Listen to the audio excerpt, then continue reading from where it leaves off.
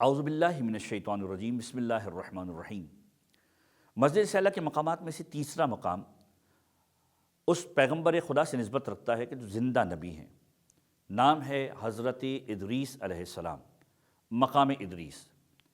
4 انبیاء خدا روایتوں کے اندر وارد ہے کہ 4 انبیاء خدا ہے جو زندہ ہیں، امام زمانہ کے ظہور تک زندہ رہیں گے۔ امام زمانہ کے ساتھیوں میں شامل ہوں گے کچھ، جن میں سے حضرت عیسیٰ، حضرت خضر، حضرت الیاس اور حضرت ادریس علیہ السلام۔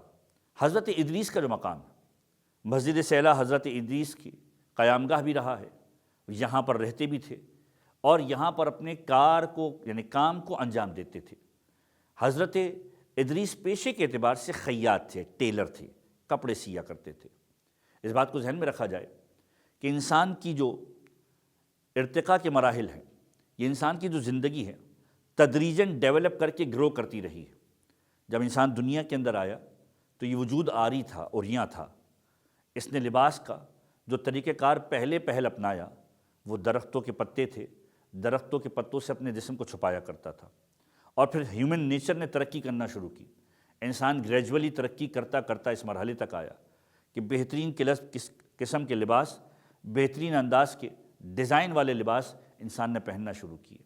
مختلف ریت رواج، مختلف انداز کے لباسوں کو پہننا شروع کیا، اور جب ان لباسوں کو پہننا شروع کیا ایک پورا کا پورا کلچر ڈیولپ ہوا۔ تو یہ ایک انسان کی تہذیب ہے کہ جو گریجولی آگے بڑھتی رہی ہے۔ انسان کی تہذیب میں لباس جس شخصیت کے نام رہا کہ جس نے انسان کی تہذیب کو لباس دیا، اس شخصیت کا نام ہے حضرت ادریس علیہ السلام۔ پیشے کے اعتبار سے ٹیلر تھے، انسانی زندگی کو لباس کا تحفہ دینے والے حضرت ادریس۔ دوسری چیز جو ان کے کریڈٹ کے اوپر ہے، جو تاریخی حقائق ہیں، جو سیرت انبیاء میں تحریر ہے، کہ حضرت ادریس وہ شخصیت ہے کہ جنہوں نے علم عدد کو متعارف کروایا، نومیریکلز کو متعارف کروایا، گنتی، میتھمیٹکس، یہ پورا کلچر ڈیولپ کروانے والے ذات حضرت ادریس کی۔ تیسری چیز جو ان کے کریڈٹ پر ہے، کھیتی باڑی کا جو نظام، زراعت کا جو نظام ہے، یہ انبیاء کے اندر حضرت ادریس سے آگے بڑھا۔ تو حضرت ادریس تاریخ کے وہ محسن ہیں کہ جنہوں نے بنی نوع انسانیت کو لباس، بنی نوع انسانیت کو گنتی، علم عدد اور زراعت جیسا تحفہ دیا۔ زندہ نبی ہے، پروردگار عالم نے اپنی بارگاہ میں بلایا۔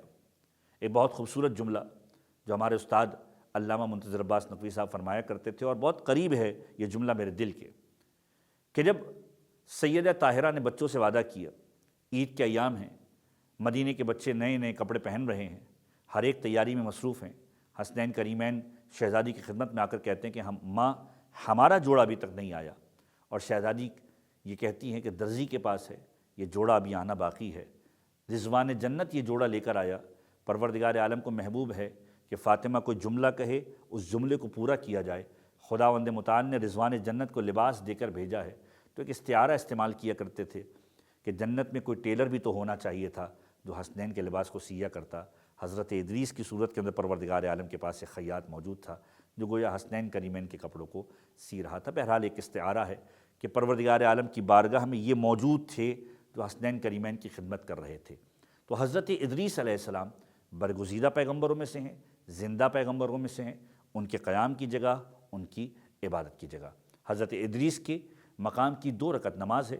2 رکعت نماز کو پڑھا جائے گا اور اس کے بعد اس مقام کی دعا کی تلاوت کی جائے گی۔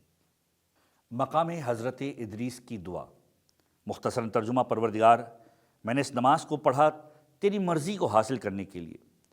اے میرے پروردگار، تیری بارگاہ میں قریب آنے کے لیے، تجھ سے امید لگانے کے لیے، اپنی حاجتوں کو تیری بارگاہ میں پیش کرنے کے لیے۔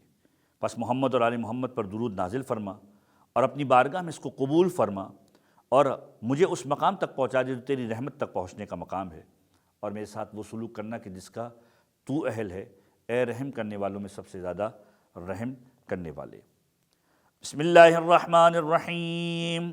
اللہم انی صلیت هذه الصلاة ابتغاء مرضاتک وطلب نائلک ورجاء رفدک وجوائزک، فصل علی محمد وآل محمد وتقبلها منی بأحسن قبول وبلغنی برحمتک المأمول وافعل بی ما انت اہلہ یا ارحم الراحمین۔